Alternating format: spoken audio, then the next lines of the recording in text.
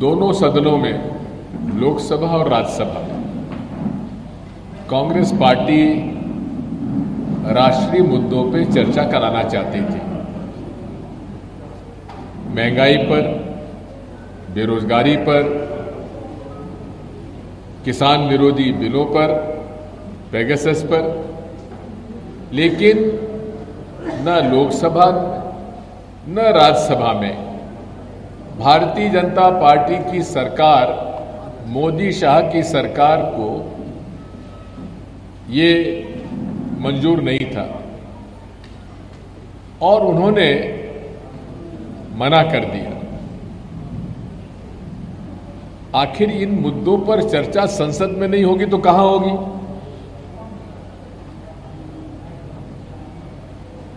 एक तरफ यूपीए सरकार में और उसके पहले कांग्रेस पार्टी की सरकारों में जब इस प्रकार के जनता से जुड़े हुए मुद्दों पर चर्चा के लिए मांग की गई, चर्चाएं हुई, बहस हुई, उन्होंने, विपक्ष ने अपना पक्ष रखा, सरकार ने अपना पक्ष रखा और जनता के सामने ये बात गई। लेकिन मोदी शाह की जोड़ी जो है पूरे तरीके से सत्ता का केंद्रीकरण उन्होंने कर रखा है। बिना उनकी मर्जी के कोई चर्चा ना लोकसभा में ना राज्यसभा में हो सकती। इसीलिए एआईसीसी ने यह तय किया है कि वे अलग अलग प्रांतों में अलग अलग लोगों को भेजेंगे। आज की जो समस्याएं हैं,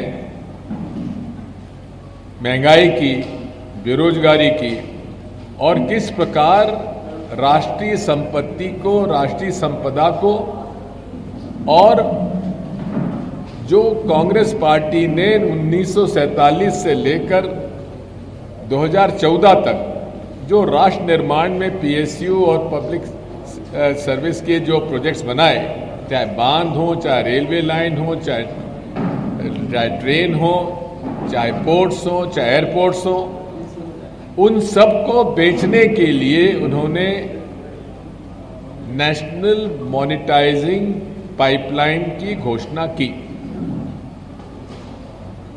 लायक बेटे में और नालायक बेटे में यही फर्क होता है।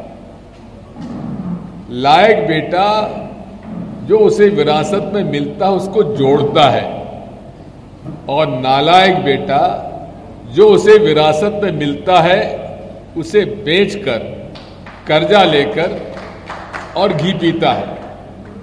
यही फर्क है कांग्रेस और भाजपा में। मोदी जी कहते हैं कि पिछले 70 साल में कुछ नहीं हुआ। अगर 70 साल में कुछ नहीं हुआ तो आप बेच क्या रहे हैं? वो संस्थाएं अब भारत पेट्रोलियम, जो कि हर साल 8 से 10 हजार करोड़ का, उसमें आपको मुनाफा देता है, उसको भी वो बेचना चाहते हैं। एलआईसी जो 100 करोड़ से पंडित जवाहरलाल नेहरू ने शुरू की थी, वो आज जबकि लाखों करोड़ की हो गई है और करोड़ों लोगों को उन्होंने सस्ते दामों पर, सस्ते प्रीमियम पर जीवन बीमा कराया है, उसको भी बेचना चाहते हैं। उसकी वजह से आज आपके बिहार में भी एलआईसी के एजेंट्स में लगातार कमी होती जा रही है, क्लाइंट्स में कमी होती जा रही है। उसके सारे बातें मैं आपके सामने में रखना चाहूंगा। राजनीति विचारधारा की होती है और इस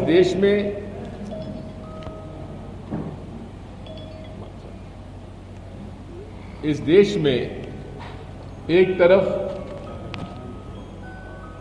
महात्मा गांधी, पंडित जवाहरलाल नेहरू, सरदार वल्लभ भाई पटेल और राम मनोहर लोहिया भी उसमें शामिल मैं करूंगा, क्योंकि ये सब सोशलिस्ट विचारधारा के लीडर्स थे। जेपी बाबू भी, ये सब समाजवादी विचारधारा के लोग थे जो कि जिन्होंने की आज़ादी की लड़ाई लड़ी और आज़ादी की लड़ाई के बाद उन्होंने राष्ट्र निर्माण में सहयोग किया। दूसरी विचारधारा कम्युनिस्ट पार्टी की है, उनका एक अलग एजेंडा है। तीसरी विचारधारा राष्ट्रीय स्वयंसेवक संघ की है, जो 1925 से लेकर आज तक उनका एक ही एजेंडा है कि वे गरीब, वंचित वर्ग और किसान और मजदूर के खिलाफ है। वो पूरे तरीके से बाबा साहब अंबेडकर के भारतीय संविधान को वो स्वीकार नहीं करते हैं।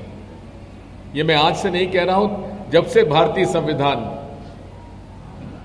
आया देश में तब से लेकर आज तक गुप्त रूप, पहले तो खुलेआम और फिर उसके बाद गुप्त रूप से इन्होंने भारतीय संविधान को डाइल्यूट करने के लिए, प्रावधान को डाइल्यूट करने के बारे में उन्होंने सदैव प्रयास किया।